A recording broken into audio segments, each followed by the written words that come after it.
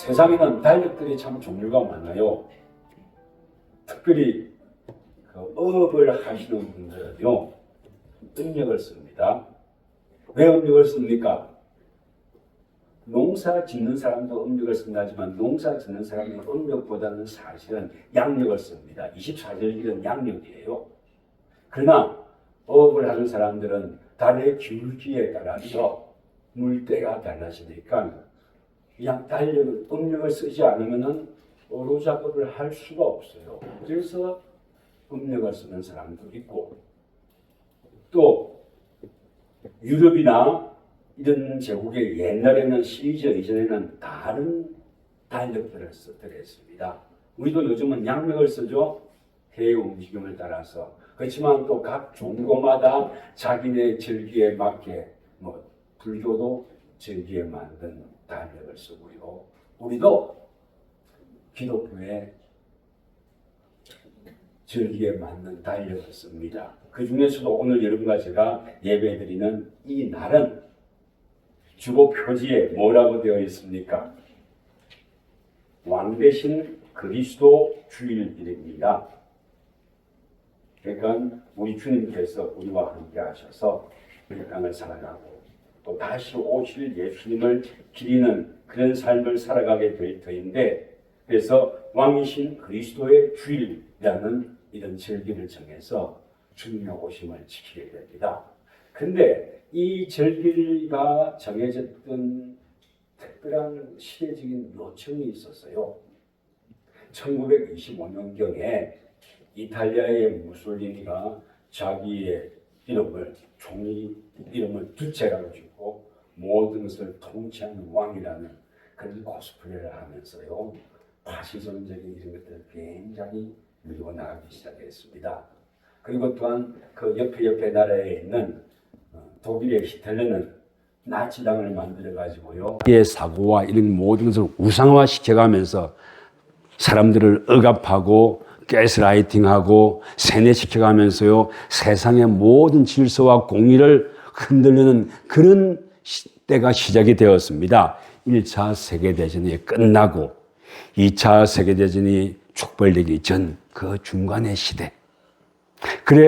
그런 모든 것이 흔들리는 것을 보고요, 세계의 그리스도인들이 무솔리니 네가 주체가 아니다. 히틀러 네가 메시아가 아니다. 우리의 왕이신 분은 오직 그리스도, 예수 그리스도 그분뿐이시다.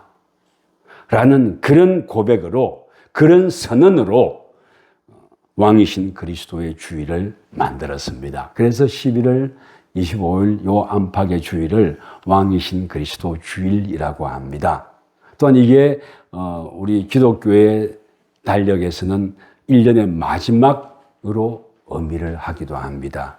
왕이신 그리스도, 그분께서 세상의 역사를 시작하셨고 그분께서 세상의 역사를 마감하실 것이다. 그리고 아직 그분이 오시지 않으셨다고 왕이신 그리스도 주일이 지나고 나면 다시 대림절, 예수 그리스도의 오심을 기다리는 그런 절기로 돌입합니다. 그래서 우리는 영원히 예수 그리스도의 오심과 그분의 통치하심을 바라보며 살아가는 존재들입니다. 누가 그렇다고요? 예수 그리스도를 구주로, 왕으로 고백하는 모든 이들. 그런 그리스도인들이라고 말하는 겁니다. 그리고 또한 오늘 여러분과 제가 함께 읽어본 예레미야 23장 1절에서 6절 말씀도요, 이때가 BC 7세기 후반에서 BC 6세기 초반이에요. 그 당시 북이스라엘은 멸망한 지 오래되었고 남유다가 마지막 왕이 있으면서 멸망의 호흡을 고르고 있던 그런 때였습니다. 그때 하나님께서는 당신의 나라와 당신의 백성을 지켜보면서 굉장히 가슴 아파하면서 하나님께서 이 백성들이 비록 지도자들이 또는 종교적인 지도자들이, 정치인들이 잘못하고 또 그러기 때문에 백성들이 다 도탄에 빠지고 또한 저마다의 삶이 파편화된다 할지라도 나는 이 백성들에게 소망을 둔다. 나는 이 백성들이 나의 백성이 되고 이 백성들이 나와 함께 할 것이라는 그런 큰 꿈을 가지고 있어가지고요. 예레미야 선지자를 통해서 그 꿈을 선포하는 장면이 이것입니다. 그리고 이 예레미야서를 쭉 보면 또 이게 또 어떤 것과 닮아 있냐면요. 국가란 무엇인가? 또는 교회란 무엇인가는 이런 질문하고 다 있기도 합니다. 남유다가 멸망할 때 국가는 자기의 백성을 어떻게 지켜야 하는 것인지, 또한 남유다가 멸망해 갈 때 영적인 지도자 제사장들은 당신의 백성들을 어떻게 위로하고 올바른 삶의 방향을 향해 나아가야 할지, 그것을 예레미야 선지자를 통해서 보여주었던 겁니다. 그리고 또 혹 이 시대에 BC 7세기와 6세기 이 시대에 세웠던 지도자들과 이 시대의 영적인 인도자들이 그 역할을 감당하지 못한다 하면은 내가 그 자들을 다 치리라, 그리고 내가 새롭게 하리라는 그런 꿈을 이스라엘 백성들에게 보여주는 것이 예레미야서이기도 합니다. 그래서 저는 이걸 준비하다가 유시민 작가의 그 책인데 국가란 무엇인가 다시 한번 읽어보면, 옛날에 이 책이 나온 지가 한 17, 8년 된 것 같아요. 그래서 다시 재판이 나오고 했는데, 그래 참 국가는 어떤 일을 해야 되고 또한 교회는 어떤 일을 해야 되는지, 거기에 대한 통찰이, 교회는 들어있지 않겠죠. 그러나 국가는 어떠한 일을 하고 어떻게 보살피고 돌보고 해야 하는지, 이런 것들에 대한 얘기가 나와 있는 것 같아요. 그러면서 그런 세태 속에서 하나님 아버지를 한사코 왕으로 바라보고 살아가는 사람들은 어떻게 살아야 할 것인가? 또한 25년 말미에 왕이신 그리스도의 주일 1년을 마감하는 예배를 드리면서 우리는 어떤 소망을 가지고 살아가야 할 것인가 하는 이런 질문을 하게 해줍니다. 그래서 일단 이 말씀을 보면요, 하나님께서는 그 당시 지도자들에게, 국가를 이끌어가는 지도자들과 영적인 지도자들에게 굉장히 화가 많이 나 있었습니다. 1절 한번 읽어주시겠습니까? 여호와의 말씀이니라. 내 목장의 양 떼를 멸하며 흩어지게 하는 목자에게 화했으리라. 예, 내 목장의 양 떼. 오늘날 말하면 교회라 말해도 좋고, 이 시대 같으면 BC 7세기 말 6세기 초 같으면은요, 유다 왕국을 의미하는 거예요. 그리고 그 유다 왕국의 신민들, 백성들을 의미하는 겁니다. 내 백성들을 흩어지게 하고 자기의 고향 땅에서 살지 못하게 하고, 그리고 파탄을 내게 하는 지도자는 내가 가만두지 않겠다는 거예요. 이 시대 계속 예레미야서가 나오네요. 이게 사실은 교회력 따라서 말씀을 전하고 정해서 하고 있는데, 이상하게 올해는 말경에는 예레미야서가 많이 나옵니다. 그러면서 하나님께서 당신의 백성들 앞에, 또한 지도자들에게 내 목장의 양떼, 내 백성이라는 뜻이에요. 오늘날 말하면 그리스도인이라는 뜻입니다. 그들을 멸하며 흩어지게 하는 목자, 가드라는 뜻이죠. 세포드라는 뜻입니다. 목자는 양떼를 지키는 게 주어진 일이에요. 근데 양떼를 지키지 아니하고 보호하지 않고 옳은 길로 인도해 가지 아니하고 자기의 다른 엉뚱한 욕망과 엉뚱한 잘못된 생각을 가지고 내 나라와 내 백성을 파탄내는 그런 목자, 그런 지도자에게는 화가 있을 거라고 말하는 거예요. 근데 이렇게 강력하게 화가 있으리라 말하지만은요, 또한 하나님께서 이렇게 강력하게 촉구할 때는 하나님의 복심이 있는 거예요. 하나님의 보관이 있는 거예요. 어떤 보관이 있는지 압니까? 그 보관이 2절, 3절, 4절, 5절, 6절 전체 다 그렇지만은요, 6절 한번 읽어보십시다. 6절 읽어주세요. 그날에 유다는 구원을 받겠고 이스라엘은 평안히 살 것이며 그의 이름은 여호와 우리의 공이라 일컬음을 받으리라. 아멘. 그의 날에 유다는 구원을 받겠고 왕이신 그리스도 주일에 또 주님께서 다시 재림하는 그 날에 그리스도인은 구원받을 것이다. 내가 지도자들을 파탄을 내고 또 여기 또 영적인 지도자들도 굉장히 많이 말하고 있습니다. 영적인 지도자들이 올바로 서지 못하고 올바로 가르치지 아니하는 그런 자들은 내가 파탄을 내겠다. 그러나 내 백성은 내가 지킬 것이다. 이런 강력한 당신의 백성을 향한 의지와 소망을 우리에게 알려주고 있습니다. 그리고 그것뿐만이 아니라 그리고 그래도 해도 되지 아니한다면 내가 너희들을 위하여 나의 메신저로서 나의 메시지, 구원의 메시지를 들고 갈 메시아 예수 그리스도를 보내겠다. 그분의 뜻을 따라 믿고 살아가는 이들은 구원을 받을 것이다. 이 말을 하나님께서는 감추고 계신 거예요. 그리고 그걸 600여 년 감추고 계시다가 예수 그리스도를 이 땅에 보내셔서 우리를 구원하기 위한 그런 작업을 하고 계신단 말입니다.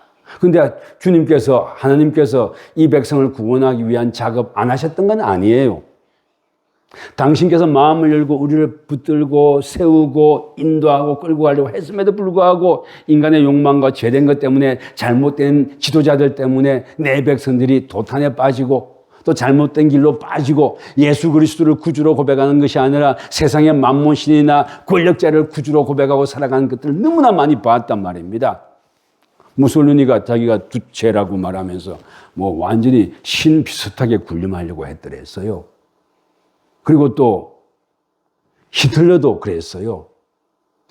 뭐 국민들을 가스라이팅을 하고 그래가지고요 다 그냥 멍들게 만들었습니다. 그 당시 루트교 목사들은 다 죽어 있었고, 그리고 히틀러를 왕이라 그랬고, 히틀러를 메시아라고 그랬고, 오늘날에도 우리는 혹시 그러지는 않는지 모르겠습니다. 정치가 왕이고 돈이 왕이고 권세가 왕인지 아닌지 모르겠습니다. 예수 그리스도를 구주로 고백하고 살아가는 삶, 그것이 소박하고 남들 볼 때 손가락질하는 그런 삶일 것 같아도 그것이 참으로 귀하고 아름다운 삶이라는 것을 하나님께서는 알려주고 싶었던 거예요. 여러분들이 이 땅을 살아갈 때 이래저래 흔들리고 내 백성들이 흔들리고 어려움을 당한다 할지라도 내가 너희들에게 소망을 두고 있는 한 너희들은 나의 백성이다. 나의 소망은 예수 그리스도를 통해서 가게 될 것이다. 예수 그리스도 그분의 복음을 붙들라.